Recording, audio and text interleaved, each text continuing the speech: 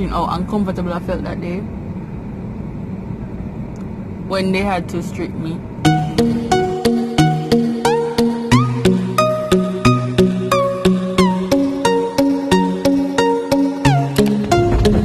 So what's up, guys?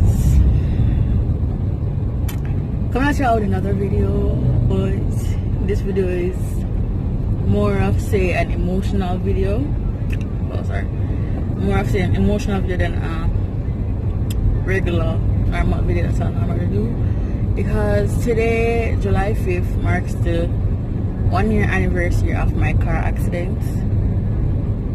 So I decided I want to come to you guys with a story time just to tell you guys about that, because that's like a very important part of my life that I think I want to share with you guys. So I'm going to like talk about literally everything that happened to me linked to that car accident. So when I say car accident, I don't mean I was in the car and the car crashed. No, I'm talking about getting hit by a car, which it really shifted my life a bit. Like, talking about it, like, I can't really get the words properly because it's such a traumatic experience for me, but I get in the words. So the first thing I want to talk about is like what led up to this accident, because even me per se, I don't really know what happened. Like, I can tell you what I was doing before, but like up to when I got hit by the car, like, I can't tell you guys. Like, based on things that I have seen, like, after, I can tell you guys what I assume had happened. So I was working, we had an event at Emancipation Park, and it was this really big event because it was a camp we were doing, and we were doing a day for them, because we were still high school students. So we were doing a day for them where they would have brought their product that they had created over the year and showcase it, sell it to persons passing through the park or whatever, and just try to see who can win the company of the year, because it's like an entrepreneurship program. I was literally walking around telling them to get ready, because there were competitions that they had to do in a mixed group. So there were about like 15 or so different schools. So we mixed them so they could get to like learn more about each other, socialize. And because of that, we had to tell them which group would be going up first to do their presentation or whatsoever. And as soon as I finished the last tent to say that to them, I went and I got like a muffin. Me personally, I'm a fan of banana muffins, so I got that muffin. And while I was eating the muffin, one of my coworkers came to me and she was like, Nicki, can you go to the car, please?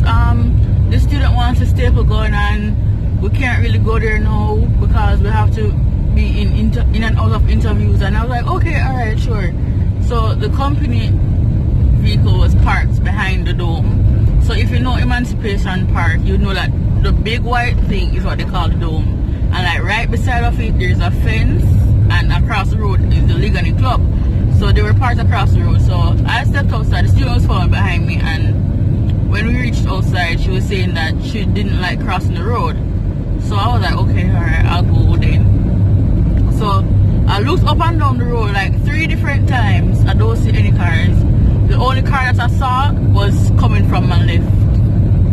So I proceeded to cross the road because there was like an island in the middle. And I just started crossing the road, and next thing I know, I woke up in an ambulance, literally. I don't remember getting hit by the car or anything. So like when I woke up in the ambulance, I started having an asthma attack, because so I was thinking that, oh, is the asthma attack me dead at the ambulance? So whenever they really a penny come and say, oh, my asthma was always like this, until these the paramedics' mouth is what really got me, because the only thing I could hear was patient hit by a car, and I was like, hit by a car? What's she talking about? I don't remember getting hit by a car. I think it's an asthma attack I'm having. And when we got to the hospital, they stripped me off my clothes. They put the neck brace around my neck. Mind you be, I was on my menstrual cycle. So just imagine how uncomfortable I felt that day, right? And like, sorry, as I was saying, just imagine how uncomfortable I felt that day when they had to strip me to put on the hospital gown. I'm going to insert a picture of me in a neck brace to show you how uncomfortable it was, because it was very uncomfortable, because like they set the neck brace to a person with no neck, you know, people with really short neck, and it was still pushing me up like the hell, and I couldn't move. They told me not to move, and like every time my mom brought something to me to eat, and like they came and saw her feeding me, they would be like, oh, she's not supposed to eat, you know, because we're going to run another test on her. And bro, I was just drained. Like honestly, I was drained. And when I got to the hospital, like literally when I got to the hospital, they asked if I was in pain, and I said yes. That was the Friday, you know.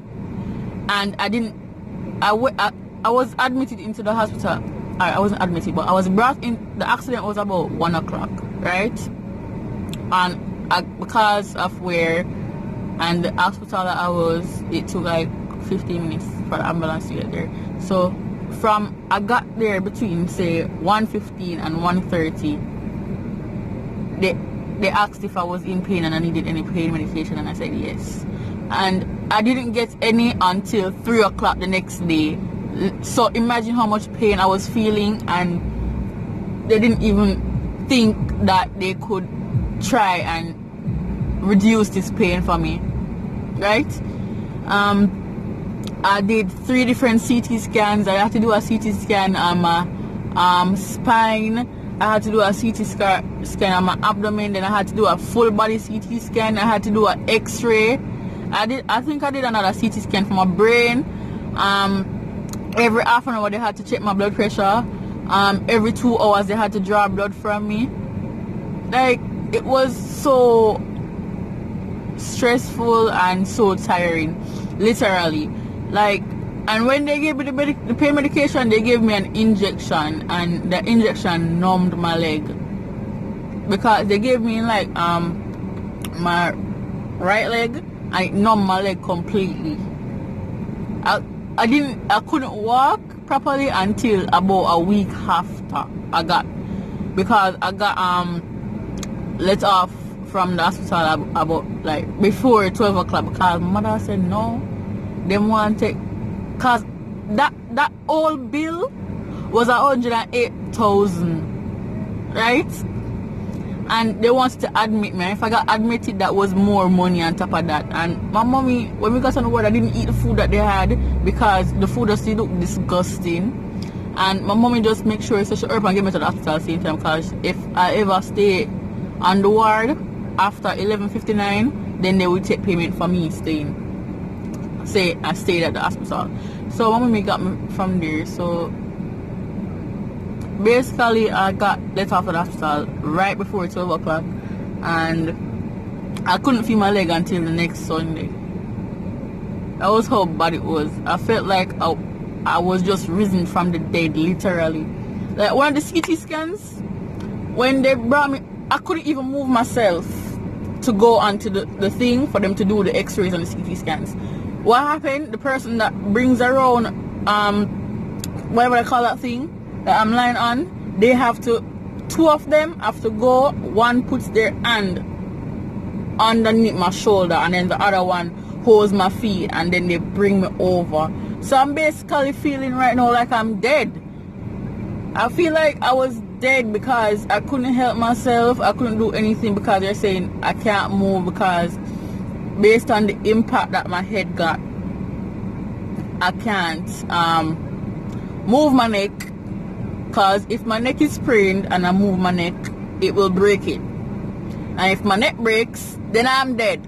So sorry if I'm shouting, guys, but like honestly, this is one of the most tragic incidents I've ever been in. So I told you guys before and when I was at the hospital. So now the after trauma. My phone overheated, so I had to cool it down and come back. So they were running all these tests because they were saying that I didn't have any broken limbs, and they wanted to see if I had internal bleeding or whatsoever. So after, I have a permanent cocoa, like